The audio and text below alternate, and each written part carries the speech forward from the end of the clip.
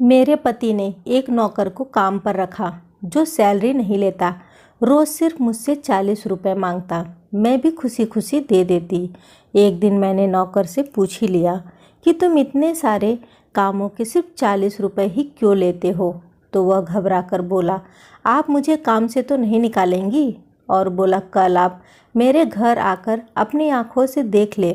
अगले दिन जब मैं उसके घर गई तो मेरे पैरों तले ज़मीन निकल गई, क्योंकि वहाँ मैं कविता एक आम सी घरेलू औरत हूँ।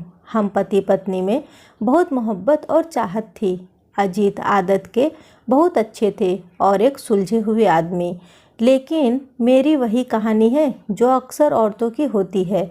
शादी के बाद एक के बाद एक 4 बच्चों के साथ घर की जिम्मेदारी और अजीत की कम सैलरी पर गुजारा करना मेरे लिए बहुत मुश्किल काम था, जबकि कोई घर में मदद करने वाला भी नहीं था। ऐसे हालात मेरी तरह और भी औरतें गुजरती हैं, लेकिन जो किस्सा मेरे साथ हुआ उसने तो मेरी पूरी ज़िंदगी बदल कर रख दी।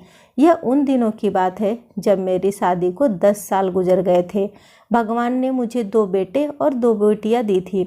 मैं उन्हें ठीक से संभाल नहीं पाती थी। अजीत का छोटा सा घर और कम तनख्वाह, ना कोई नौकर चाकर, छोटे छोटे बच्चों के साथ मुझ अकेली से घर के काम नहीं संभाले जाते थे। अजीत अपने माता पिता की इकलौती संतान थे। उनके पिता का देहांत हमारी शादी से कुछ साल पहले ही हो गया था और मेरी सास मेरी शादी के 1 साल के बाद ही चल बसी थी। अब मैं और अजीत इस घर में अकेले ही रह गए थे। अजीत के काम पर जाने के बाद मैं अकेली सारा दिन घर पर बच्चों को संभालती और घर के काम भी करती। छोटे बच्चों को संभालना और घर के काम भी करना बहुत मुश्किल होता है, लेकिन मेरे पति अजीत सुबह को नाश्ता बनाने में मेरी मदद कर देते थे। मगर जब वो अपने ऑफिस चले जाते तो मेरा पूरा दिन किचन में चक्कर लगाते लगाते गुजर जाता था। दिन बहुत मुश्किल से गुजर रहे थे। घर पर मेरे अलावा कोई और नहीं होता था जिससे मैं बात करती या जिसे मैं अपना दुख सुना सकती थी। रात को अब अजीत जब ऑफिस से घर आते तो बच्चों के साथ खेलने में लग जाते थे और रात का खाना खाते ही हम दोनों अपनी अपनी जिम्मेदारियों से इस कदर थक जाते थे कि देखते ही हमें नींद आ जाती थी। एक दिन अजीत एक अधेड़ उम्र के आदमी को अपने साथ घर ले आए और मुझसे कहने लगे, यह लो मैडम, तुम्हारा मसला हल हो गया। आज से यह अंकल तुम्हारे सारे काम कर दिया करेंगे और बच्चों को भी संभाल लेंगे। तुम उनसे जो काम कहोगी यह मना नहीं करेंगे। बस शाम को 7 बजे इन्हें वापस जाना होगा। अजीत मुझे बताने लगे, यह बुजुर्ग मेरे ऑफिस के बॉस के घर के नौकर हैं। वह लोग कुछ महीने के लिए अमेरिका घूमने जा रहे हैं, लेकिन यहाँ इनका कोई भी रिश्तेदार नहीं है, इसलिए बॉस ने मुझसे कहा है कि मैं इन्हें अपने साथ ले आऊँ। जो भी कामकाज हो तुम इन्हें बता देना, यह तुम्हारी सब कामों में मदद कर देंगे। देखने में वह आदमी अधेड़ उम्र के थे। चेहरे पर झुर्रियाँ छाई हुई थी, सर के बाल भी सफ़ेद हो चुके थे। वह अपनी नज़रें झुकाए खड़े थे। उनके चेहरे पर सफ़ेद रंग की दाढ़ी। उन्हें देखकर मैंने सोचा कि अगर कोई औरत होती तो मुझे भी कुछ सुकून हो जाता, लेकिन यह इतने बूढ़े आदमी भला मेरी क्या मदद कर सकते हैं। लेकिन जब अजीत के बॉस का हुक्म था तो हम टाल नहीं सकते थे। वह सुबह को 8 बजे ही हमारे घर पर आ जाते और शाम को 7 बजे ही वापस चले जाते थे। मैं उनसे अपने घर का कामकाज क्या करवाती। हाँ, उनके आने से मेरी इतनी मदद ज़रूर हो गई थी कि मेरे बच्चे उनसे बहल गए थे और वह घर के छोटे मोटे काम कर देते थे। वह मुझे बेटा कहकर पुकारते थे। जब मैं किचन में काम करती होती तो वह मेरे पीछे पीछे किचन में आ जाते और कहने लगते, बेटा मुझे चाय बनानी आती है और खाना भी अच्छा बना लेता हूँ। अगर कोई काम हो तो तुम मुझसे बिना झिझक कह सकती हो। वह हमेशा मुझसे काम पूछते रहते, लेकिन मैं उनसे कोई काम नहीं करवाती थी क्योंकि वह बहुत उम्र दराज थे। वह मेरे पिता की ही उम्र के थे। मुझे उनसे काम बताते हुए शर्म आती थी। अंकल आप रहने दें, हम कौन सा इतने अमीर हैं जो आप हमारा हुक्म मानेंगे। आप हमारे यहाँ नौकर नहीं हैं। आप बस मेरे बच्चों को संभाल लिया करे और बाजार से सामान ला दिया करे। मुझे उनके आ जाने से बहुत आसानी हो गई थी। 7 बजते ही वह अपने घर जाने के लिए तैयार खड़े होते थे। फिर वह मुझसे इजाज़त मांगते और कहते, बेटा मैं जाऊं?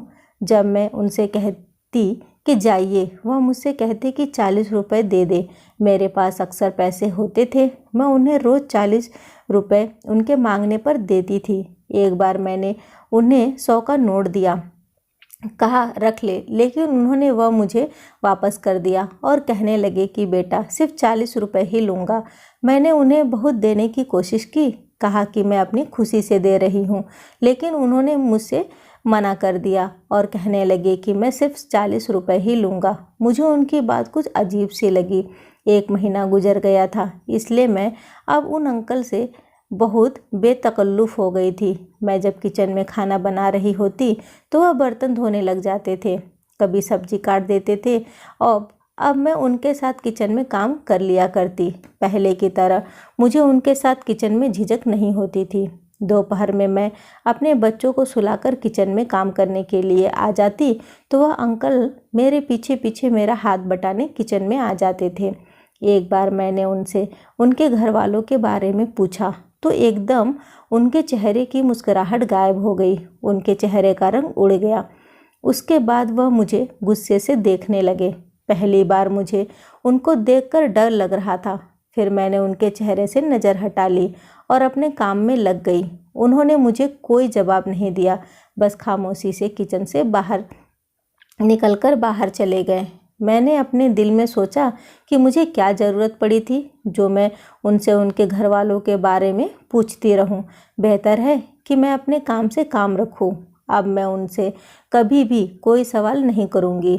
अगले रोज़ जब सुबह वो घर पर आए तो उनका बर्ताव पहले जैसा ही था।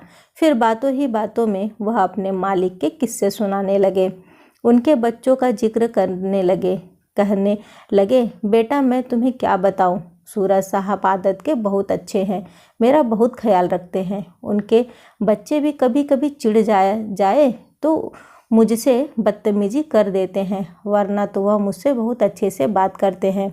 मैंने उनसे पूछा, अंकल आपने बड़ी मैडम के बारे में कभी नहीं बताया, वह कैसी हैं? मैंने किचन में रोटियां बनाते हुए उनसे पूछने लगी। वह भी मेरे पास ही बैठे थे। एक ठंडी गहरी सांस भरी, फिर कहने लगे, उनका मिजाज बहुत तेज है लेकिन अच्छी ही है। अब क्या करें, नौकर का क्या है, हमारे नखरे कौन देखता है, हमें तो बस काम से मतलब है। वह लापरवाही दिखाने लगे। मैंने उनसे पूछा, अंकल सूरज साहब आपको क्या तनख्वाह देते हैं? मैंने उनसे पूछा। वह कुछ देर मुझे गौर से देखने लगे। उनके चेहरे का रंग फिर उड़ गया। इस बार भी उन्होंने मेरी बात का जवाब नहीं दिया, बस बात को टाल गए और कहने लगे कि मैं ज़रा बच्चों को देख कर आता हूँ। यह कहकर वह किचन से बाहर चले गए। उनके चेहरे पर अफसोस दिख रहा था। पता नहीं क्यों वह मुझे कुछ परेशान लग रहे थे। 7 बजते ही बस उन्हें अपने घर जाने की जल्दी होती थी। अजीत ने कई बार उनसे कहा कि हमारे घर में एक कमरा मेहमानों के लिए खाली है, आप वहां आराम कर लिया करें या कुछ देर और रुक जाया करें, लेकिन नहीं, वह तो ऐसे जल्दी करते जैसे कोई उनका इंतज़ार कर रहा हो। एक बार खुद ही बातों बातों में वह अपनी पत्नी के बारे में मुझे बताने लगे। कहने लगे, वो मेरा बहुत ख्याल रखती है, बहुत अच्छी औरत है, जैसे तुम अपने पति अजीत का ख्याल रखती हो। भगवान तुम दोनों की जोड़ी सलामत रखे, जुग जुग जियो, सदा सुहागन रहो। मैंने उनसे कहा कि आपको आंटी से बहुत मोहब्बत है, इसी वजह से 7 बजे ही आपको जाने की जल्दी होती है, वह आपका इंतज़ार करती होंगी। मेरे कहने पर एक उदासी उनके चेहरे पर छा गई और वह गहरी सोच में गुम हो गए। कहने लगे, ठीक कहती हो बेटा, वह मेरा इंतज़ार करती है। मैं थोड़ा सा भी लेट हो जाऊं तो दरवाजे पर खड़े होकर मेरी राह देखने लगती है। वह मेरे लिए बहुत ज़्यादा परेशान हो जाती है। घर जाता हूं तो उसके पास बैठता हूं, तभी मेरे पोता पोती आकर मेरे गले लग जाते हैं, मेरे हाथ चूमते हैं, दादा दादा कहकर मेरी गोद में बैठने लग जाते हैं। बहू आकर अपने सर पर हाथ रखवाती है और मुझे पानी का गिलास देती है। मुझसे कहती है कि पिताजी खाना अभी गर्म है, अगर आप कहे तो मैं आपके लिए लगा दूं। लेकिन एक तुम हो जो मुझे खाना खिलाए बिना यहाँ से जाने नहीं देती। मुझे रोज़ अपनी बहू को मना करते हुए शर्म आती है। वह मेरे सर पर हाथ रखकर प्यार से बोले, जैसे कोई अपनी बेटी से लाड में कहता हो। फिर रात को मेरा बेटा ऑफिस से आकर बहुत देर तक मेरे पैर दबाता रहता है। मैं उसे कहता हूँ कि तुम खुद थके हारे काम से आए हो, फिर क्यों मेरे पैर दबाने बैठ जाते हो। दिन भर करता क्या हूँ। कविता और अजीत मुझे कोई काम करने नहीं देते, मेरा बहुत ध्यान रखते हैं। लेकिन मेरा बेटा कहता है कि पिताजी, जब तक मैं आपके पैर ना दबा लूँ मुझे नींद नहीं आती। मुझे उनकी बातें सुनकर बहुत ज़्यादा खुशी हुई। उनकी इतनी नेक औलाद थी जो उनकी इतनी सेवा करती है, वरना आजकल की औलाद को तो अपने माता पिता को देखती भी नहीं है। और फिर मेरी पत्नी जब तक दिन भर की बातें मुझे ना बता दे उसके दिल को चैन नहीं मिलता है। बस उसकी बातें ही खत्म नहीं होती कि मेरी आँख लग जाती है। वह यह सब बात कर कर हंसने लगे। मैं उनसे कहता हूँ कि हमारी उम्र बीत गई है, लेकिन तुम्हारी मोहब्बत अब भी वैसी ही है। वह मुस्कुराते हुए अपनी आंखों में आए आंसुओं को साफ करने लगे, जो शायद उनकी हंसी से आंखों में आ गए थे। सच्ची मोहब्बत अंकल वही है जो आपकी पत्नी आपसे करती है। औरत की मोहब्बत पुरानी कब होती है, वह तो समय के साथ साथ और ज़्यादा मजबूत होती है। मेरी बात पर वह मुझे गौर से देखने लगे, कहने लगे कि तुम बिल्कुल मेरी पत्नी सुमन की तरह बातें करती हो। मैं सोचता हूँ अगर मेरी कोई बेटी होती तो वह बिल्कुल तुम जैसी होती। वह मुस्कुराकर कहने लगे, आप नौकरी क्यों करते हैं अंकल। मेरे सवाल पर वह एकदम घबरा गए।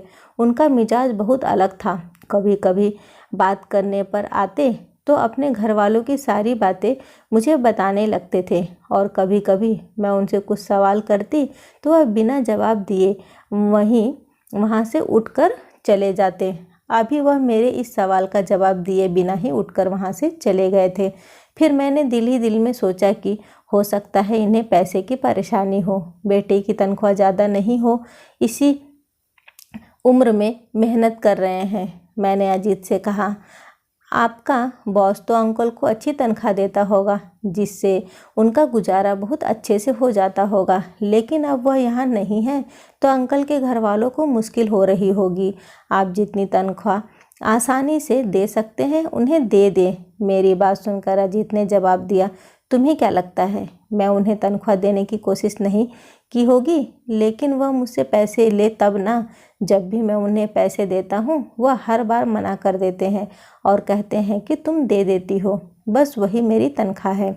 अजीत की बात सुनकर मैंने फैसला कर लिया था कि अंकल से पूछूंगी ज़रूर कि वह 40 रुपये से आखिर क्या करते हैं। अगले दिन जब मैंने अंकल को 40 रुपये दिए तो मैंने उनसे पूछ ही लिया कि सिर्फ 40 रुपये से उन्हें क्या मिलता है। इस बार वह खामोशी से बाहर नहीं गए थे, बल्कि मुझसे कहने लगे, बेटा तुम मेरे घर आना और सब अपनी आंखों से देख लेना। अगले दिन जब मैं उनके घर गई तो मेरे पैरों तले से ज़मीन निकल गई, क्योंकि वहाँ तो मैं और अजीत दोनों ही अंकल के साथ उनके घर गए थे। एक सुनसान सा इलाका था, छोटी छोटी गलियाँ थी, तंग सा माहौल था। एक गली के अंदर जाते ही 2-4 घर के बाद गली बंद थी। उस गली के आखिरी मकान के सामने हम दोनों अंकल के साथ खड़े हो गए, लेकिन उस घर का दरवाज़ा बंद था। धक्का मारने से ही वह दरवाज़ा खुल गया। अंकल घर के अंदर गए। सामने वाली दीवार पर उनकी पत्नी की तस्वीर लगी थी, जिस पर फूलों का हार चढ़ा हुआ था। वह कहने लगे, सुमन देखो तो कौन आया है। अरे तुम्हें बताया तो था, कविता बेटी आने की जिद कर रही है। बहाने बहाने से तुम सबके बारे में पूछती रहती है, इसलिए इस बार मैं इसे साथ लेकर आया हूँ। मेरे पैर तो यह सब कुछ देखकर वहीं पर जम गए थे। अजीत की हालत भी मुझसे कुछ अलग नहीं थी। अंकल ने अपनी जेब से फूलों का गजरा निकालकर तस्वीर के आगे रख दिया, फिर मुड़कर हमें देखने लगे और कहने लगे कि तुम दोनों वहाँ क्यों रुक गए, अंदर आओ ना। तुम मुझसे पूछती हो कि मैं 40 रुपये क्यों लेता हूँ। सुमन को गजरा बहुत पसंद है, इसलिए मैं उसके लिए रोज़ गजरा लेकर आता हूँ और यह खुश हो जाती है। चलो मैं तुम्हें अपनी बहू से मिलवाता हूँ, वह किचन में खाना बना रही होगी। वह मेरे आने से पहले ही मेरे लिए खाना तैयार कर रखती है। कहती है पिताजी को आते ही भूख लगी होगी। यह कहकर वह मेरे पास आए और मेरा हाथ पकड़कर अपने किचन में ले गए। किचन की हालत भी बहुत ख़राब थी। मुझे लगा शायद इनकी फैमिली की किसी हादसे में मौत हो गई होगी। शायद सभी परिवार वाले दुनिया छोड़कर चले गए हैं, इसलिए ही अंकल तन्हाई का शिकार हो गए हैं। उससे बचने के लिए ही यह बिना तनख्वाह के काम करते हैं। फिर वह मुझे और अजीत को अपने बेटे के कमरे में ले गए। यहाँ कमरे में भी कोई नहीं था, लेकिन दीवार पर बड़े से फ्रेम में एक तस्वीर लगी थी, जिसे देखकर अजीत हैरान रह गए। उन्होंने एकदम हैरानी से अंकल की तरफ देखा, फिर तस्वीर को देखा जहां अंकल अपने बेटे और बहू के साथ खड़े मुस्कुरा रहे थे। उनका बेटा 24 या 25 साल का लग रहा था और बहू भी 20 साल की होगी। अजीत की आंखें फैली हुई थी। सूरज सर? अजीत ने सामने इस नौजवान की तरफ उंगली उठाकर हैरत से कहा। उनके मुंह से यह नाम सुनकर मैं दंग रह गई थी। मैंने आज तक अजीत के बॉस को नहीं देखा था, सिर्फ उनके बारे में सुना ही था। तो आप सर के पिता हैं? अजीत की आवाज़ हैरत के मारे निकल ही नहीं रही थी। अंकल की आंखों से आंसू बहने लगे। नहीं बेटा, मैं तो उसका नौकर हूँ। अब वह फूट फूट कर रोने लगे थे। अजीत ने आगे बढ़कर उन्हें अपने गले से लगा लिया। वह अजीत के गले से लगकर बहुत ज़्यादा रोए थे। मेरी आंखें ये सब कुछ देख कर पथरा गई थी। मेरा घर बर्बाद हो गया। बेटा, मुझे तो आज तक यह भी नहीं पता चला कि मेरा कसूर क्या था। मैंने तो हमेशा अपने माता पिता की सेवा की, बेटे की अच्छी परवरिश की, उसे अच्छी शिक्षा दिलवाने के खातिर अपना सुख चैन सब हराम कर लिया था। शुरू से ही मैंने अशोक सर के घर पर नौकरी की थी। उस समय मुझे रोज़ 40 रुपये तनख्वाह मिलती थी। उसी से मेरा घर अच्छा चल रहा था। मेरी ड्यूटी 7 बजे तक की ही थी। मेरा बेटा बहुत छोटा था। मेरी पत्नी पूरा दिन इसी घर में मेरे माता पिता की सेवा में गुजार देती थी। कभी इतनी हिम्मत भी नहीं कर पाई कि मेरी माँ को किसी बात का उल्टा जवाब दे सके या मेरे पिता को आँख उठाकर देख सके। बस सर झुकाकर सास ससुर के हुक्म को मानती। मैं 7 बजे तक घर वापस आता था। अपने पिता के पैर दबाकर अपनी माँ की दिल की बातें और शिकवे सुनकर अपनी पत्नी के पास चला जाता। बस वही 2-3 घंटे हमारी अपनी ज़िंदगी थी। हम हंसते, एक दूसरे से बातें करते, अपना सुख दर्द एक दूसरे से बताते। सूरज के पैदाइश के बाद हमने उसको सबसे आगे रखा। हमने सोचा कि हम अनपढ़ हैं, इसी वजह से हम लोगों के घर नौकरी करके उनके जूठे खाने पर मजबूर हैं। अगर हमारा बेटा पढ़ लिख जाए तो हमारे भी दिन बदल जाएंगे। समय बीत रहा था।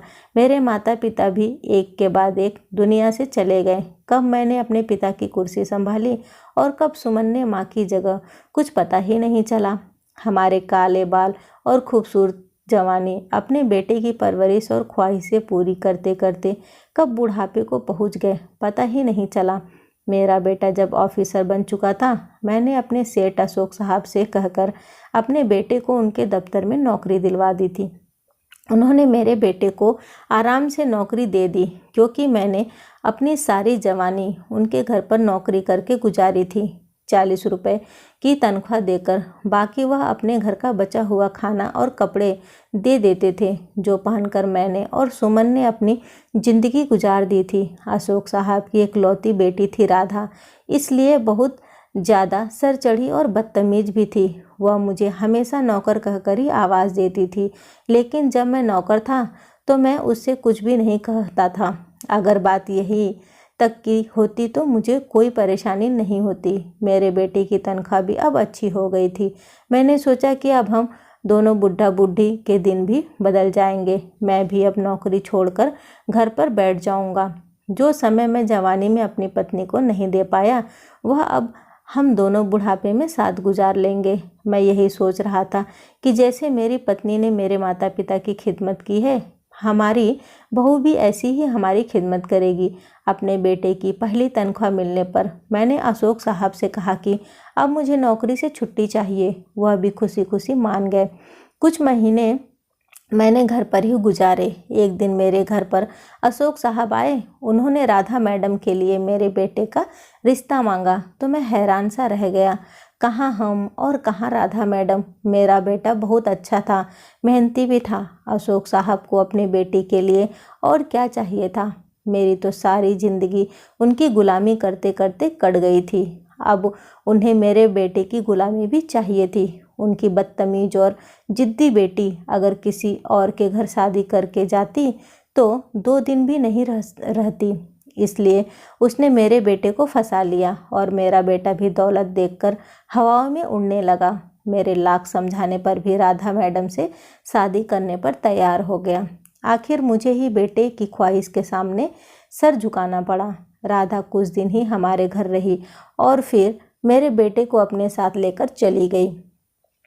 सुमन बहुत रोई थी, लेकिन मैंने उससे समझाया कि हमारे बेटे की अपनी ज़िंदगी है, उसे अपनी मर्जी से जीने दो। वह कहने लगी कि मैंने भी तो अपनी जवानी और अपनी सारी ख्वाहिश पीछे डालकर सूरज की ख्वाहिशों को पूरा करने में उम्र गुजार दी। क्या इसी दिन के लिए मैंने यह सब किया था? मैंने उसे समझाया कि हमारा फ़र्ज़ था। वो रोने लगी और कहने लगी कि क्या उसका कोई फ़र्ज़ नहीं है। मैंने उसे बहुत बहलाने की कोशिश की, लेकिन वह बेटे की जुदाई में बीमार रहने लगी थी। हमारा बेटा पहले तो हफ्ते में एक बार अपनी माँ से मिलने आ जाया करता था और घर के खर्च के लिए पैसे भी दे जाता था, लेकिन धीरे धीरे उसका आना कम हो गया। जब मैंने देखा कि अब मेरे बेटे ने हमें खर्च देना भी बंद कर दिया तो किसी और घर में नौकरी कर ली। सुमन की जवानी भी मेरे इंतज़ार में गुजरी और बेचारी का बुढ़ापा भी मेरे इंतज़ार करते करते गुजर गया। अगर मुझे लौटने में थोड़ी सी भी देर हो जाती तो वह दरवाजे की दहलीज पर खड़ी मेरा इंतज़ार करती। उसका वही इंतज़ार उसे एक दिन इस दुनिया से दूर ले गया और मैं अकेला रह गया। मुझे अपने घर में बहुत प्यार था, इसलिए मैंने सुमन को कहीं जाने नहीं दिया। उसकी यादों को यहीं इसी घर में संजो कर रखा। मैं दिन तो वहाँ गुजार लेता था, लेकिन शाम को 7 बजते ही मुझे ऐसा लगता था जैसे सुमन अकेली है और मेरा इंतज़ार कर रही है। इसलिए मैं घर वापस आ जाता और यहीं रात गुजारता। राधा ने कभी मुझे अपना ससुर नहीं समझा और ना मेरी कभी इज्जत की। आज भी मुझे नौकर कहकर ही बुलाती है। मेरा बेटा तो उसके एहसानों के तले दबा हुआ है, इसलिए उससे कुछ नहीं कहता। उसके बच्चे भी उसकी माँ की परवरिश की वजह से ही उसी के नक्शे कदम पर चल निकले। इसलिए उस घर में आज भी मेरी हैसियत वही है जो पहले दिन हुआ करती थी। अभी मैं उस घर में नौकरी करता हूँ। बस फ़र्क यह है कि अब अशोक साहब के बजाय 40 रुपये तनख्वाह मैं राधा मैडम से बहुत हक से मांगता हूँ, क्योंकि वह मेरी मेहनत की कमाई होती है।